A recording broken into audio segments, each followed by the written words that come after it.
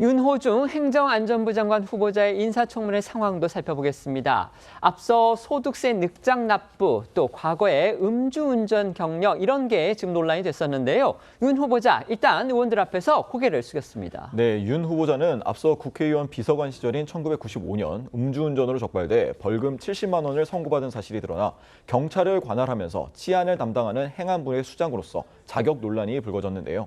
관련해 윤 후보자는 오늘 청문회에서 젊은 시절이라고는 하나 음주운전을 했던 것에 대해서는 진심으로 사과의 말씀을 드린다며 그 이후에 더 이상 그런 잘못을 하지 않기 위해서 노력해왔다고 했습니다. 또 장관 후보자로 지명된 뒤에야 종합소득세를 뒤늦게 납부했다는 의혹엔 직전 3년간 임대소득이 공제범위 내라 신고해야 할 부분을 인지하지 못했다는 취지로 해명했는데요. 뒤늦게 발견해 납부하게 된 것을 오히려 다행으로 생각한다고도 말했습니다. 윤 후보자 발언 들어보시죠. 포괄적으로 사과의 말씀을 드립니다. 지난 시절을 돌이켜보면 많은 부분에서 부족함과 원칙을 지키고 살아오지 못한 면들을 발견하게 됐습니다. 젊은 시절이라고는 하나 했던 것에 대해서 진심으로 국민 여러분께 사과의 말씀을 드리고요. 윤호중 후보자는요, 음주운전 전과 외에도요, 서울대 재학 시절에 민간인 감금 폭행 사건, 이 사건에 연루가 돼서 형사처벌을 받은 그런 일도 있습니다. 그러니까 1984년 전두환 정권 당시죠, 서울대생들이 이 학교 안에 있던 민간인 4명을 수사기관에 포섭된 정보원, 이른바 프락치다 이렇게 몰아세우면서 감금하고 폭행한 그 사건입니다. 진보 진영의 대표적 스피커죠. 유시민 작가도 당시에 이 사건에 연루돼서 징역형을 선고받았던 그런 인물 중에 하나인데요. 이번 청문회를 계기로 해서 이 사건이 또다시 조명받고 있습니다.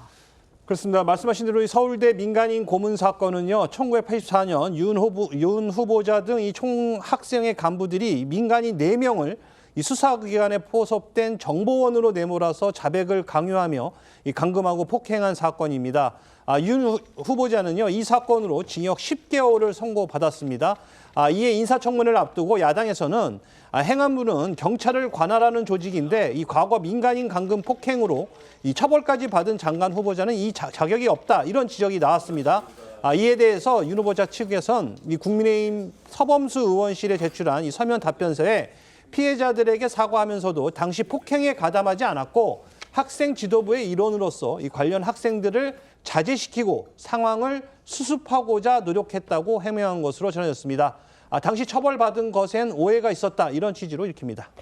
하지만 윤 후보자가 처벌을 받았던, 그러니까 그 처벌의 최종 결정이 적혀진 이 판결문에는요, 이 같은 해명과는 좀 다른 정황이 담겨 있다는 겁니다. 네, 저희 TV조선이 이 국민의힘 서범수 의원실에서 당시 판결문을 제공을 받아서 내용을 살펴봤는데요. 이름이 익명으로 처리된 판결문에는요, 이 피고인 D가 등장을 합니다. 이 판결문에는 피고인 D가 C, B 등과 함께 피해자를 감금했다, 이렇게 명시가 돼 있고요. 또 이 피고인 D가 다른 피고인들과 함께 폭행에 가담한 구체적인 정황과 함께 주먹으로 가슴을 쳤다는 폭행 내용도 담겨 있었습니다.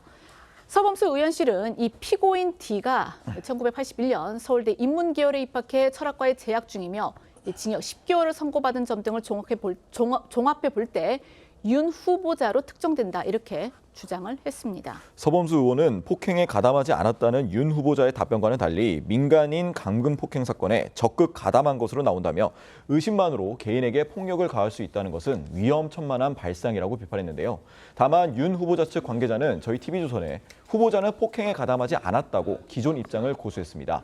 당시 현장에 있던 누군가가 후보자를 봤다고 증언하면서 오해가 생긴 것으로 보인다고 했고요. 후보자는 학생들을 자제시키고 상황을 수습하려는 과정이었다고 강조했습니다.